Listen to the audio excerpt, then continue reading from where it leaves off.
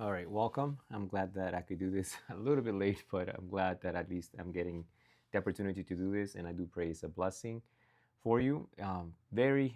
Very awesome, important lesson. Jesus' patience with his disciples, which lets us know that once we start this journey with Jesus, we don't have to expect. Um, well, it's not that we don't have to expect; it's that we can expect trials, temptations, and at times us not making the choices that we wish we would. In this week, we've studied Peter, one of my favorite characters, and of course, something very well known about Peter's failure when Peter denied Jesus 3 times. Great story of a man going through a lot of pain and heartache, and uh, his life changed. I don't know if you caught this. His life changed not when he got information, but when he experienced the love of God in his life, and that's when he experienced healing, transformation, etc. That's a very good story, very tender, and that's why Peter changed as well when he began to realize how Jesus had healed him. On Monday, they have three stories that Peter would have experienced as he was following Jesus everywhere he went. Um, he the feeding of the 5,000, uh, the occasion of forgiveness, and um, when Jesus washed his feet. Why do you think the lesson focused on these three events? Why would we want to spend time with these stories? What are they related? When Jesus feed the 5,000, um, when eh, Peter gets to walk on water. It's a story that we tell our children, but it's not simply, keep your eyes on Jesus. What took Peter's eyes off of Jesus? What took Peter's attention off of that? The Gospels offer us some insights, the wind, the waves, etc. Before he noticed the wind and the waves, the Gospels do add that little detail. He turned around to look at the other guys and probably was a bit like, look at me. And that's what took his eyes off Jesus. Once he took his eyes off of Jesus and started looking at the fellow apostles, that's when he began to notice the other things he had not noticed when he was looking to Jesus and he was able to be sustained.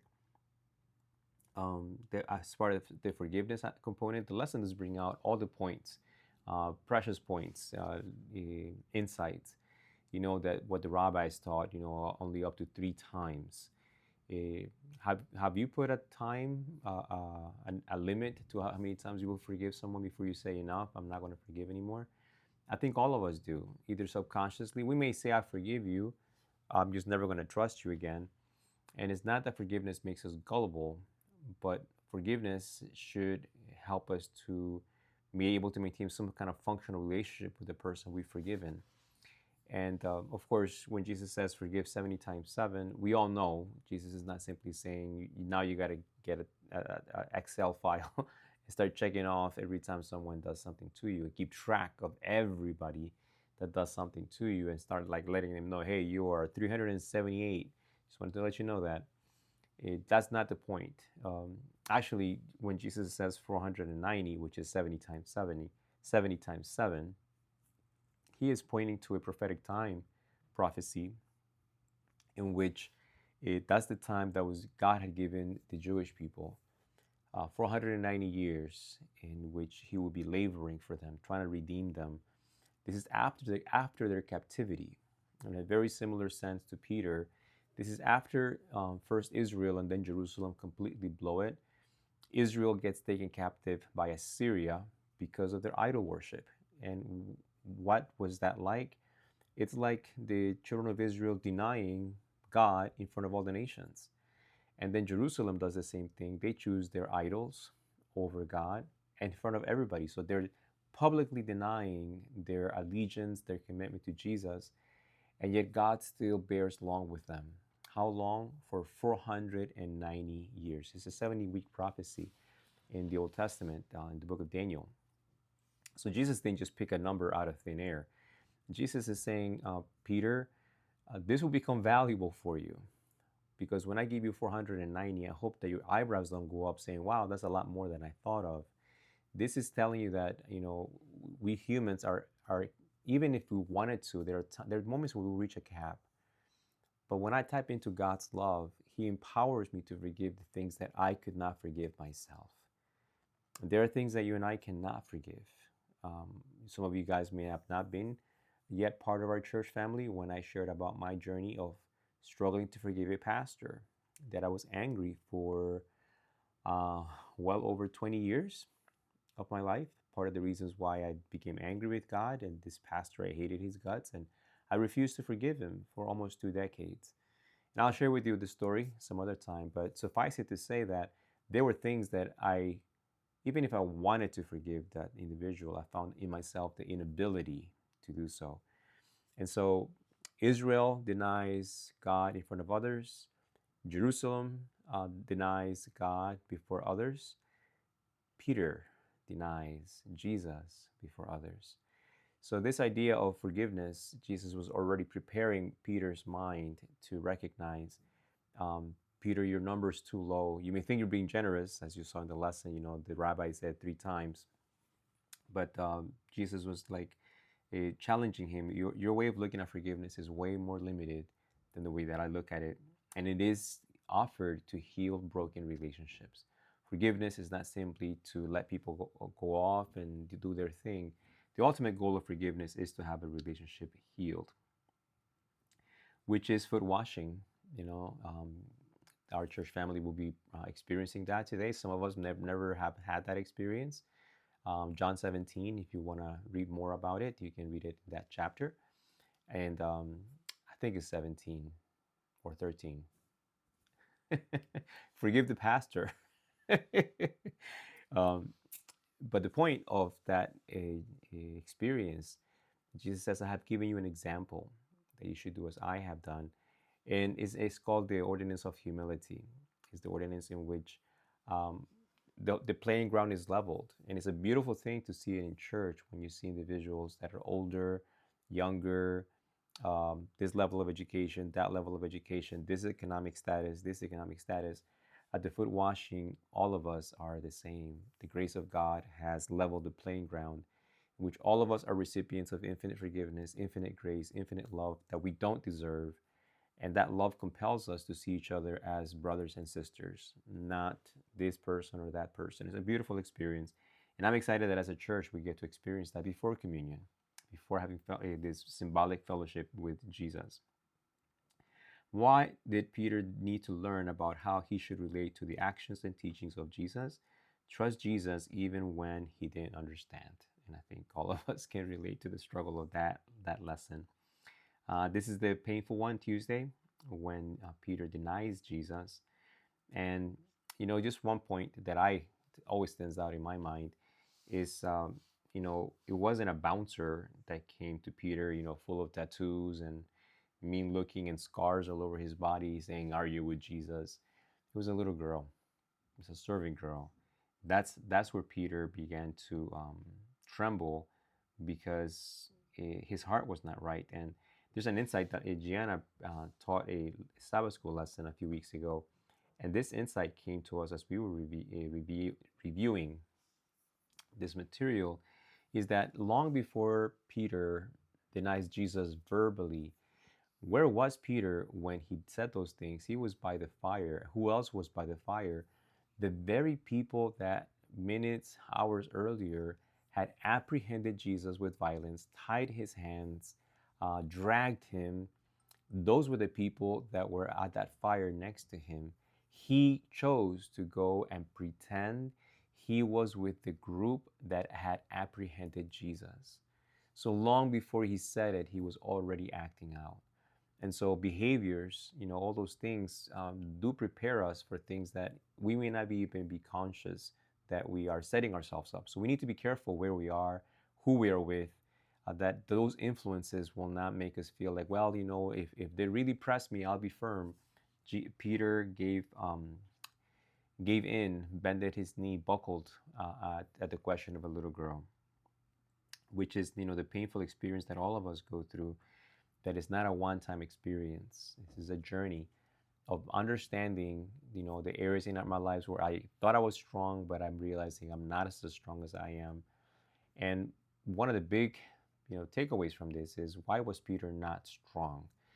Did Peter need to go through this painful experience to come to recognize his weakness? Again, when Gianna and our family, we have discussions about this insight came up. It did God, was this God's only option for Peter to come to know his weakness? No.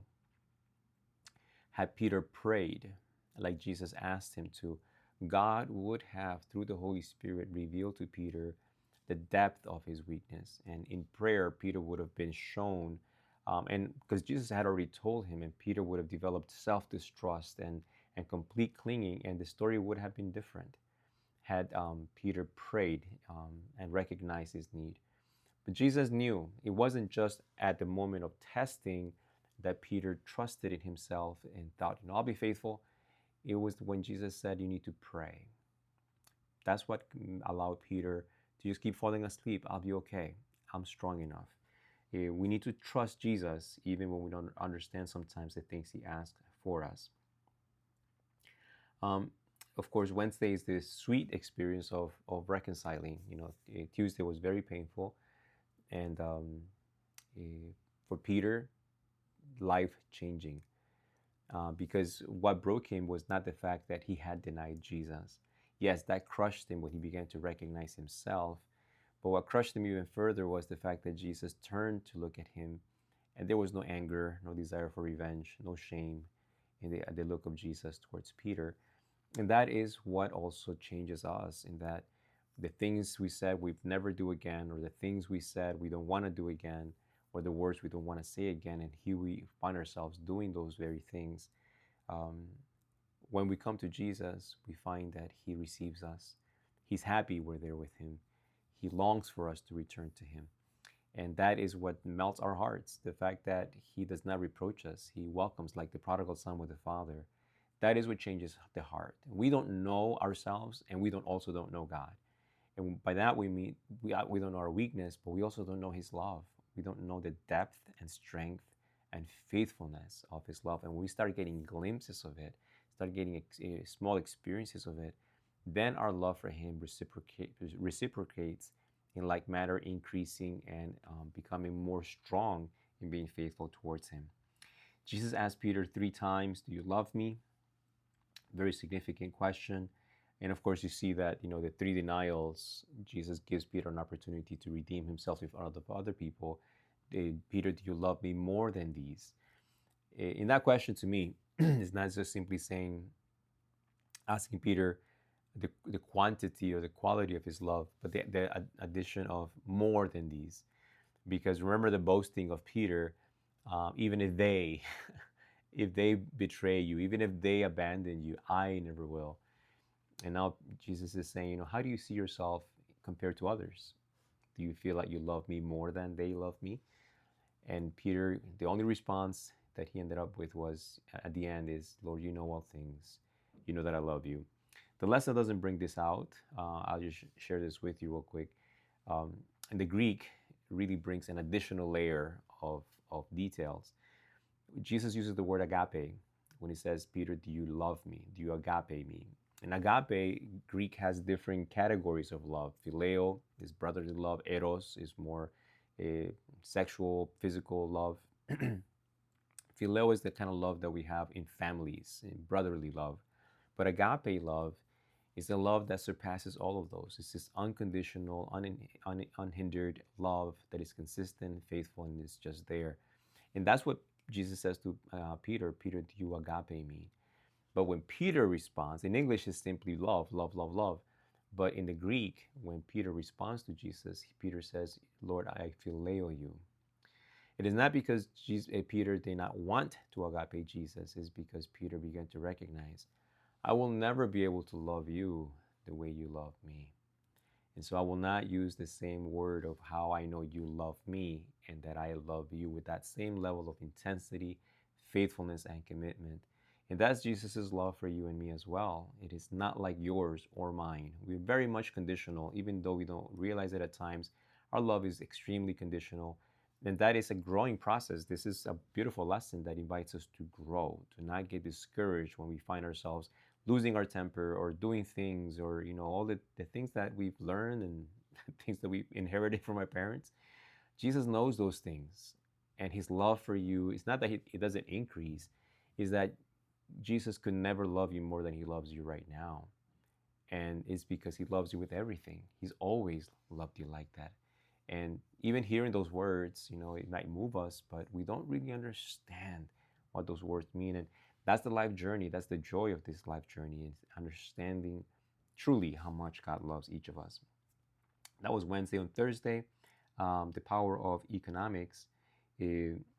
When this transition takes place with Peter, um, Peter, we see the change. He is a leader, but not because he's boasting, but rather because he's humble and he recognizes he needs power, he needs guidance. But he's still St. Peter. His temperament, his personality is still there, but sanctified. Now the love of Christ has tempered. He's not boastful. He is not looking down on other people. Because he looks up to Jesus, he no longer is able to look down on other human beings, especially his colleagues, the 11. He preaches a sermon, people are converted, and Peter is not boasting or hoping people give him a high five. Not like in sports, when you score a goal or whatever, or a point. Peter preaches and it continues on. This was not me, it was actually God's power. Jesus is fulfilling his promise on us. And now with Peter, Jesus makes this tremendous seismic change in the Christian church. Up to this point, up to Acts chapter 9, the apostles, the disciples were only Jews reaching Jews, other Jewish people. But in Acts chapter 9, Jesus makes this final transition for the church, in that we will not only preach and reach Jews, now we're going to start with Gentiles. It is a beautiful transition in which the questions with Jesus, Peter, when Jesus asks Peter those three questions, the answer of Jesus gets fulfilled in Acts when he said, feed my lamb, feed my sheep, feed my sheep. Is a beautiful, heart-melting statement of Jesus. Jesus doesn't simply say, all right, I'll forgive you, but you're not going to be with me anymore. Go home, go back to fishing. We're good, but I just don't think you're cut out to be for. No. When Peter says, Lord, I love you, feed my lambs. Lord, I love you, feed my sheep. Lord, you know all things. You know that I phileo you. Now Jesus knew there was this self-distrust, even in how much Peter could love Jesus. And now he was safe, actually. This was the Peter he'd been waiting for. And now this Peter that has been changed. So, we may feel so unqualified and think, Lord, why would you even call someone like me? So broken, so messed up. And Jesus is like, precisely, because everyone else is too. And you'll be able to testify from your own life how my grace has healed and is healing you. And you are growing. And others will take courage in knowing that, like Peter, you may have denied me before your family members. You may have denied me before your coworkers. You may have denied me before the world or the church. And yet, when you come to recognize that reality about yourself, and you come to me with contrition and repentance, you know that I will not just simply forgive you, but invite you to be part of my mission. And that's what Jesus kept saying, feed my lamb, feed my sheep, is the call that I've given you has not gone away. In fact, in some great degree, the call of Jesus keeps us close to Jesus. It should, at least. It should make me realize that I'm not just called to sit in a building in a pew every Sabbath. I hope you know that too. I think all of us know that. Jesus is calling all of us to be missionaries, to be ambassadors to other people. And the people Jesus wants to send are the people that have and are learning. This is not like you pass the exam and you're done, you never have to look at it again. In this aspect of growing, we are continually having to recognize how much I need Jesus and yet how much I trust myself. And when I do trust myself, that's when things go south, when I discovered that about myself, and I'm like, Lord, I tried that. I was not leaning on you. I did not prepare my heart. I did not sense my need of prayer. I've shared with you openly how I pastored in previous church district with all the knowledge from seminary, with all the things that I knew and all the tools and blah, blah, blah. And I felt my ministry was just taking a nosedive and there were no breaks until I began to recognize and confess that. And I told the church that too. I was not a praying pastor. And in fact, this coming Sunday, Monday, and Tuesday, I'll be in Campo Salvo for a full day of prayer and fasting. It was that experience that showed me my weakness, that showed me how much self-confidence I had, how much trust in the techniques and the this and the that and whatever. Not bad things, but powerless things to affect the church positively. And that experience I treasure, like Peter. And I pray that you will recognize that, it is through serving that you begin to realize how much you need God, to teach a Sabbath school, to speak to people's hearts, to preach a sermon, to share Jesus with other people, to encourage someone. Um, it takes a living connection with the Lord. And sometimes, sometimes we think we have that connection, but we don't. We don't recognize when we're falling into ruts and, monotonous repetition and boredom and I need something else and whatever. The mission keeps us sensitive to those things. Sitting in church, oh man, you don't feel anything. You're numb. You're like, well, I came to church, I did my thing, I'll go home. And it's not simply even coming to church and doing something. Specifically, Jesus didn't say, pass the plate or run the AV system or turn on the lights or make sure this or that is working. Excuse me. Jesus said, feed my lambs. The context is salvation. The context is eventually looking and praying for individuals that I can bring to a closer walk with Jesus, or possibly be the first time they experience Jesus through my kindness, through my attentions, but ultimately through sharing my testimony and the gospel, that there's hope and power in Jesus Christ. So all of us have been called that. And you may feel right now, man, I've blown it this way, Pastor. There's surely, God definitely is not going to be able to use someone like me. Peter felt that way too. More reasons as to why Jesus asked him repeatedly, do you love me? Feed my. I want you to, Peter, recognize that you didn't trust me when I said you would betray me, but trust me now when I tell you that through my power, you will be able to feed my sheep. Through me, you will be able to feed my lambs. We done. Hopefully, you did the checkup. It was a bit hard. I hope you really studied the lessons. You have to, come to the conclusions, and I trust all of us have gotten the correct answers. And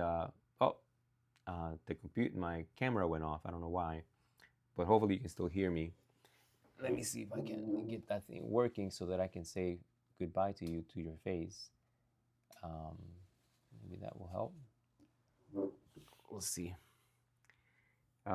Anyways, is it coming on? Oh, there we go. Hello. Anyways, well, we are on Friday. We finished Friday, checking up. And I'm so glad this lesson has this. You may think, all 12 steps. I'm not an alcoholic pastor. I don't think I know it, and I don't need this.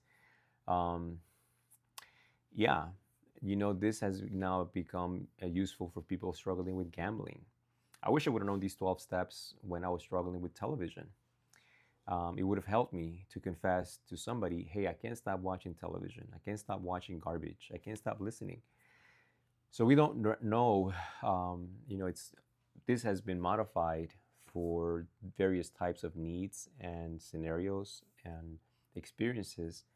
And through our series, we've discovered that though the Bible doesn't have the word addiction, I hope you remember what word the Bible actually uses, and it uses the word idolatry.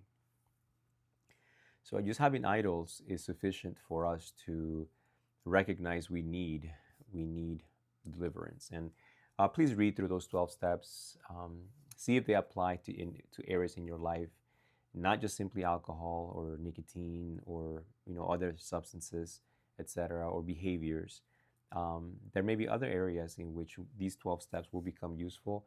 I've memorized them when I was in nursing school, and they've helped me to recognize, Lord, I think I have control of this area of my life, but the reality is that I don't. Anyways, I'm confident the Lord will bless as the leaders lead out in the discussion tomorrow. And I pray that this resource, again, will have been helpful for you, useful. And I'll miss you. I'm praying for each of you. I love you with the love of Jesus. And continue to pray for me. Look forward to seeing you again soon. God bless each of you. Have a wonderful Sabbath and have a blessed, wonderful communion service. Bye bye.